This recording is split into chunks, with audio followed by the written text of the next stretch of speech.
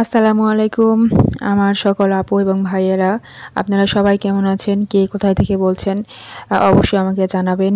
আলহামদুলিল্লাহ আমিও আপনাদের দোয়ায় আল্লাহর অশেষ রহমতে আমি অনেক ভালো আছি। তো আজকে বাজার থেকে অনেকগুলা ইলিশ মাছ নিয়ে আসছি। তো আসলে এতগুলা নিতাম না, একটু বাজারটা সস্তা ছিল আজকে।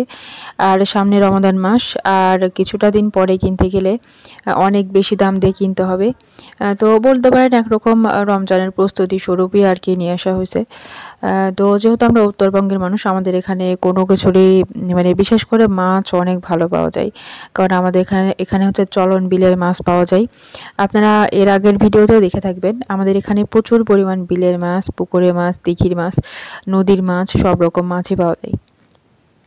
তো যেহেতু আমরা নাটোরের মানুষ, আমরা নাটোরের বেশিরভাগ মানুষই চেষ্টা করে যে নাটোর হচ্ছে বিলের মাছ এবং নদীর মাছগুলা নেওয়ার জন্য।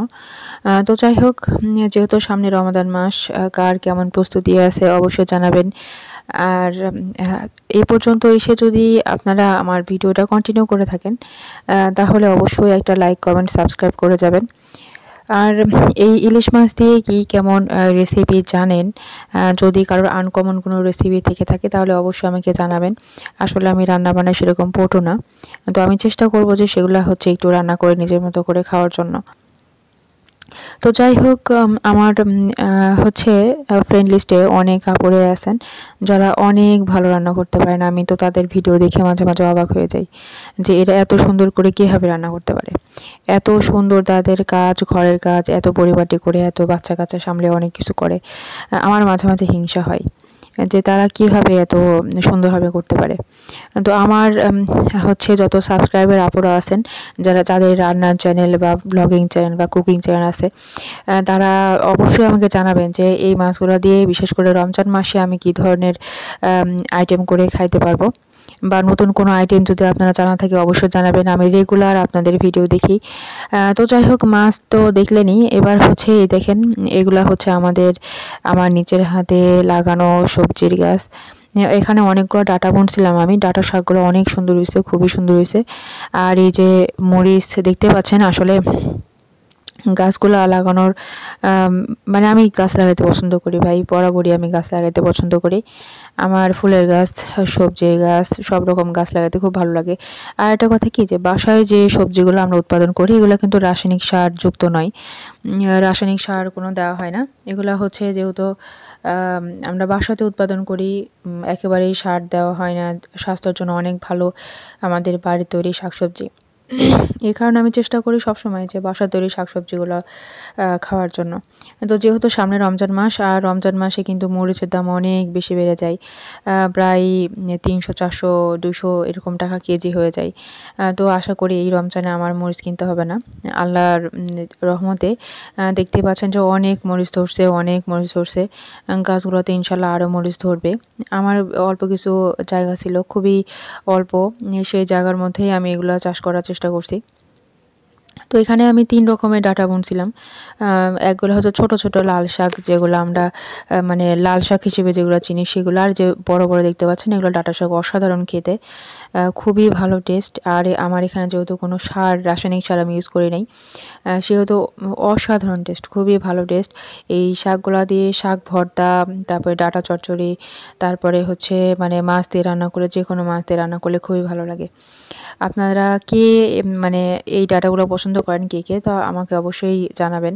আর এই দেখেন আমাদের গাছে, নতুন গাছে মরিচ ধরছে কি পরিমাণ!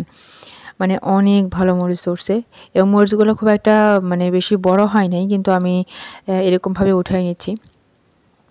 যেহেতু মানে আমি চাচ্ছিলাম যে, যেহেতু ইলিশ মাছ নিয়ে আসছি, একটু নিজের ফ্রেশ সবজি-টবজি দিয়ে একটু রান্না-বান্না করার জন্য। তো আসলে এই গাছগুলা তৈরি করতে যারা বাগান করেন তারা নিজেরা জেনে থাকবেন যে অনেক বেশি পরিশ্রম হয়, অনেক বেশি কষ্ট হয়। তারপরে আসলে একটা জিনিস তৈরি করা যায়।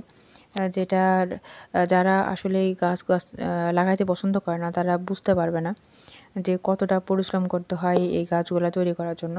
কিন্তু দুঃখের বিষয় কি জানেন? যে যেহেতু আমরা গ্রামে থাকি, গ্রামে বসবাস করি, এই গাছগুলা তৈরি হওয়ার পরেও অনেক সময় আমরা সবজিগুলা খাইতে পারি না। হ্যাঁ? দেখে যাই যে অনেক সবজি ধরছে, অনেক মরিচ ধরছে বা অনেক ডাঁটা ডাঁটা ধরছে। তারপরে হচ্ছে অনেক যেমন লাউ, করল্লা, তারপরে পুঁই শাক এগুলো ধরছে। ২-৩ দিন পরে এসে দেখি যে সেগুলো আর নাই। কেউ না কেউ উঠায় নিয়ে গেছে। খারাপ লাগে যে আসলে ফ্রেশ সবজি নিজেদের বাড়ির সবজি খাইলে একটু হচ্ছে যেও মানে সংসারটাও একটু ভালো হয়। আ কিছুটা তরি-তরকারির যে খরচ সেটাও কমে যায়। আসলে ভাই আমরা মধ্যবিত্ত তো সবকিছু মেইনটেইন করেই চলতে হয়। কিন্তু দুর্ভাগ্যবশত সেটা হয় না আমাদের, হ্যাঁ?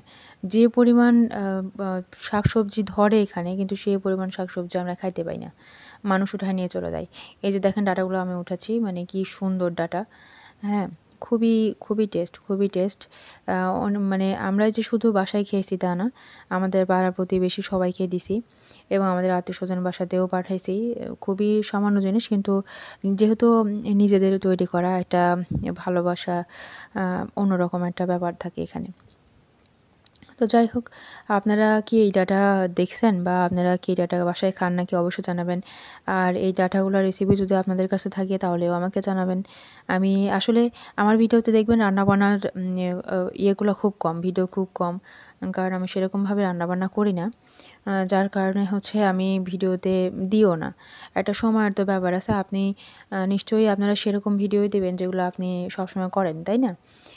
আমার ব্লগিং চ্যানেল ঠিক আছে। কিন্তু আমার মনে হয়েছে যে আম এ মানে এক কথা আমি সময় পাইনি যে আমি রান্নাবান্না করে একটু ভিডিও করে দেব।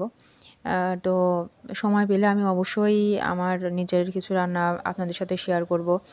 আসলে আপনাদের রান্নাবান্না দেখে আমার খুবই ভালো লাগে। যে এত সুন্দর পরিপাটি করে রান্নাবান্না করে, এত সুন্দর ঘর গোছানো। এই দেখেন আমি একটা বেগুন গাছ মানে একটা না অনেকগুলো এখানে বেগুন গাছ লাগাইছিলাম এবং মানে কিছু বেগুনও ধরছে। তো বেগুনগুলাও অনেক ভালো। তো আমি ভাবতেছি যে বেগুনগুলা দিয়ে একটা ইলিশ মাছের ঘন্টা রেসিপি করা যাবে। আ তো এইজন্যে আরকি আসছিলাম যে নিচের বাগানের সবজিগুলা দেখি। তো যাই হোক ভিডিওর একবারে শেষে চলে আসছি। আপনারা আমার জন্য দোয়া করবেন, ভালো থাকবেন। আসসালাম